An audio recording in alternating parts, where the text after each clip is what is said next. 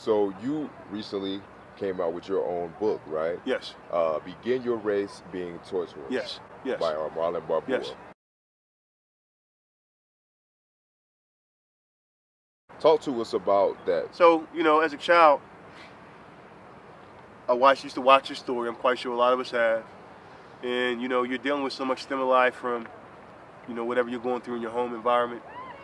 Being a latchkey child, as many of us were, um, just sort of watching it and not even understanding the moral story behind it, not understanding from a biological and an anatomical standpoint that these are two animals that have a maturation and a growth stage that are vastly different. The hare maturing at a much rapid pace because it has a very short lifespan, and then the tortoise being an animal that is goes along life slow as far as its maturation stage, but also in the mere fact that it lives to be centuries old. A tortoise can live to be 300, 400 years old.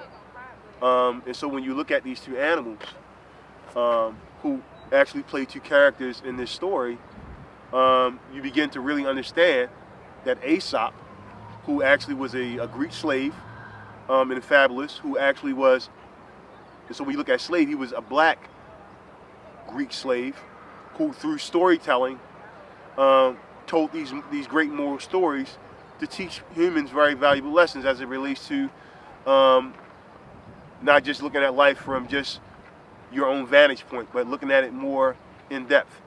And so in West Philadelphia, as I was as a behavioral counselor working with a kid and seeing how kids were running through the hallway and some of them going at a very fast pace, dressed, kids dressed like grown adults, cursing, trying to take on the role of an adult. The kids were, awkward looking. Some of them, having different body types, were being picked on, being ostracized, being looked upon as being least likely to succeed.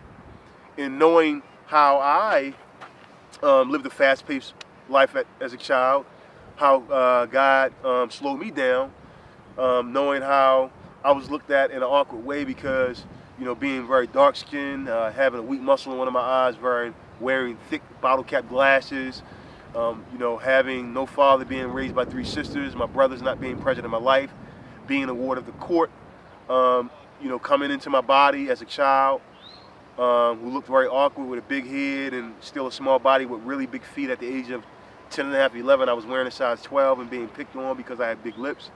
I realized while I was in middle school that a lot of these kids were running in either one or the other path.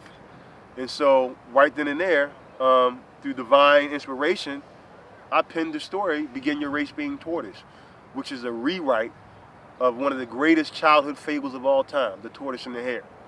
And with that, and so, like I said, as a child, I was into dramatic reading, and that is storytelling. Doing the stories such as Macavity the Cat and others that were put in front of me to read as I competed against other students. Much like the movie A Kill and a Bee, storytelling was always in me. And so as I grew up having all of these traumatic stories and seeing how a lot of kids in Philadelphia, in which Philadelphia is a microcosm of Baltimore, Maryland, I was able to see that I could use my stories to inspire other students to get out of the lane of being a hare and get into the lane of being a tortoise, and to celebrate their differences, to celebrate whatever their flaws are, and to learn to use whatever that they're being challenged with, to use whatever someone is trying to label them as a strength to propel them forward, and to not look at people talking to them as a negative, but to look at that as a positive, because, as the old saying goes, whenever a person is pointing a finger at you, there's four fingers that are being pointed back at them. And so the whole thing with the tortoise and the hare story, is to teach kids through the storytelling, as well as the mascot that I have, Tough Terry, the hip hop tortoise, is to go throughout school districts all throughout the country and to perform through edutainment and to perform through storytelling with my book. Just this story, and to educate them, to edutain them, and to provoke them to want to slow down and to learn to go from within. Because as they learn to go from within, they don't have to run in someone else's lane. That's facts.